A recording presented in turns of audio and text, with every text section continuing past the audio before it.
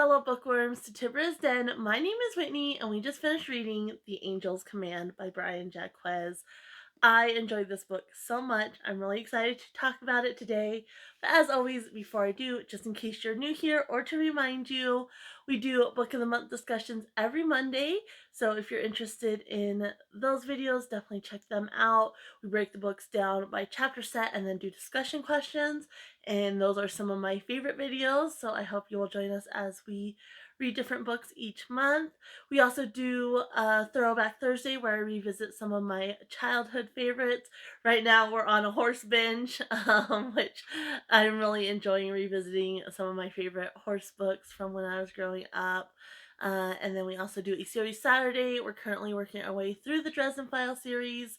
We are a quarter of the way through. We just finished up book 5 and we're into book 6. I might be taking a little bit of a break on that one until after Thanksgiving. I am hosting, and I just not as excited for book 6 as I have been for the other books. It sounds interesting, and it has one of my favorite characters from the series, so I'm interested in it, but at the same time I'm not all that excited. So I think just a little break, get through the holiday, and then I'll probably jump back into those. So if you don't see the series Saturday for a while, that's why. And there's also bonus videos that pop up here and there. The introduction to the book of the month for December should have been out on Tuesday. I've been doing the ABC Author Challenge. There's already 2 videos out for that, and I've already filmed 2 more. I just gotta edit and upload those. That challenge is so much fun, so definitely check out those videos. I'm up to the letter Q as far as picking books, and I'm up to the letter D as far as reading. I just started my author for the letter D, so and so far I'm 3 for 3 as far as enjoyment of the books I've found. So really fun challenge.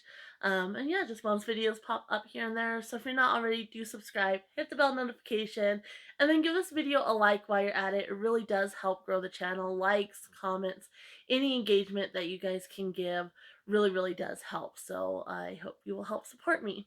But before we also jump into Angel's Command, just a reminder, we are going to be reading Lost and Found this week by Jacqueline Sheehan.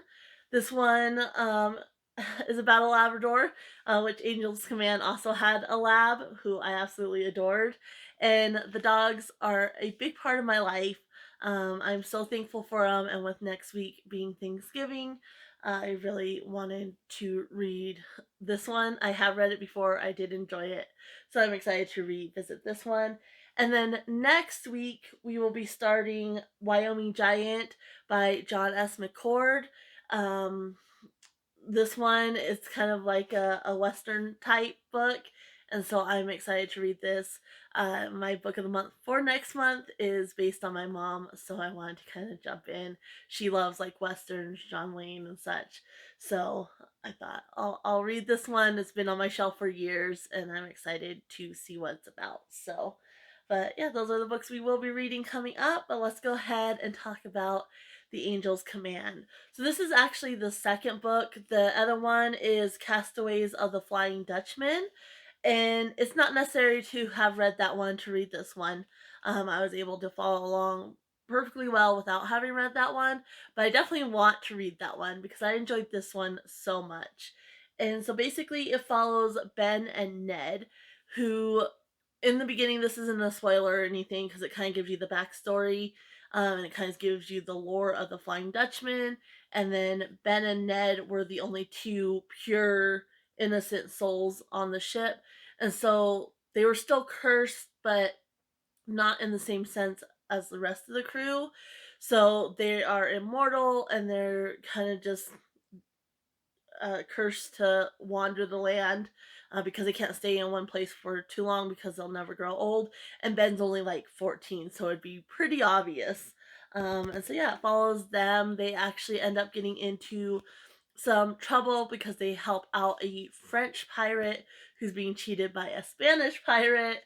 And so they end up back on the water with the French pirate because they all just have to escape. And so the first portion of the book is just them on this French pirate ship, and they're trying to outrun run the Spanish pirate, and then there's also an English privateer chasing them. So it deals with all that, and they're trying to kind of keep their secret as well. Ned, and Ben can communicate telepathically with each other, which is really really cool. I enjoyed that aspect as well, especially Ned the Labrador, because like he's a big foodie, which if you know labs, you know they are huge foodies, and so he's always making comments about food, and he just makes other like comments like how he's very intelligent and very handsome, and one day he's going to captain his own ship and such things like that, which I thought was absolutely so much fun. And it has like little maps in here, which I like books that have maps. I don't know, there's a certain quality to that. Those types of books that have those maps that I just really enjoy. So it has that one. It has another one when they're trying to like pull a maneuver. Let me see. I just went past it to get away from the Spanish pirate and the English privateer, and so it kind of shows you what the author was talking about, which I like. And then it has another map when in the second part of the book they are on land again, and it kind of it's almost like two separate stories, and it could have almost been made into two separate books, but I like that it was included in one book because it kind of gave you a break from the sea portion of the book, and then they were on land, and they're going through things on land and like an adventure on land, and then they end up back at the sea. And I like how it all tied together, and the Angel's Command comes into play as well. They're kind of guided by the Angel's Command, and they end up back at back to sea on the Angel's Command. And then there's also a tie to the French pirate and like the religious aspect, which I enjoyed how the author did that. And this is gonna sound kind of bad, but it's not. Reading this book, it was putting me to sleep so many times. Like, I think 5 separate times when I would pick it up, I actually drifted off to sleep. And not in a bad way, though. I mean, normally when a book puts you to sleep, it's because it's boring. In this case, it wasn't like that. It was so enjoyable, and the imagery so vivid. Like, I just want to close my eyes and like immerse myself in the story, if that makes sense. And it happened multiple times, but it was just so enjoyable. I just wanted to be there. And so I'd be reading, and I could visualize it so well, and my eyes would just get heavy, and I would kind of drift off and dream about the pirates and Ben and Ned and everything, which was I enjoyed that. So I know it sounds bad that the book put me to sleep, but it really wasn't because it was boring or anything like that. And he really does paint a vivid picture. Like, it really does feel like you're right there with them. And it has like some superstitious lore and things like that.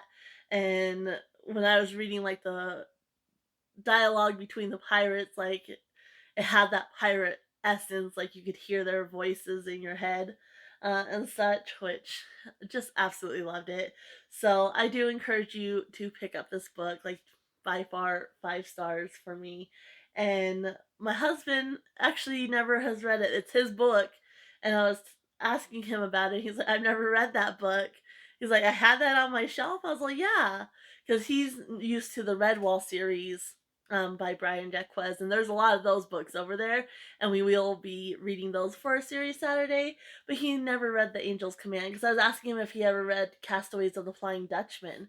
So I'm definitely gonna have to look for that book and pick it up because I want to know more about Ben and Ned. So pirates, sea, land adventures, like superstition and lore and such. Um, when they're on land, there's kind of like these, what are they called? They're kind of like dark and dangerous that live up in the mountains, and people are scared of them, and so people won't go. And the one lady that leads them is kind of like a witch type person. But yeah, just a lot of fun, especially if you like pirates and Labradors and such. you'll really enjoy this one. If not, I think you probably still enjoy it anyway because it is really well written. So but yeah, that's my thoughts on this one. Really enjoyed it, and I hope you will give it a try if you haven't already. If you have, let me know your thoughts down below. And I am gonna start doing like a little secret code word. If you watch the video all the way through, I see other YouTubers do this all the time, and I love those videos. And the one that kind of brought it to my mind to do this is actually a puzzling channel, Karen Puzzles. She does jigsaw puzzles, and I absolutely love watching her. And she always does a little code word. I know Sid the Bookworm. I've been watching her videos recently. She normally does like leave an emoji. Um, but I think in this one, uh, the code word will be pirate. So definitely, if you watch to this point, leave the word down in the comments below. And we will see you guys next week when I talk about Lost and Found by Jacqueline Sheehan. Happy reading, everyone. Bye.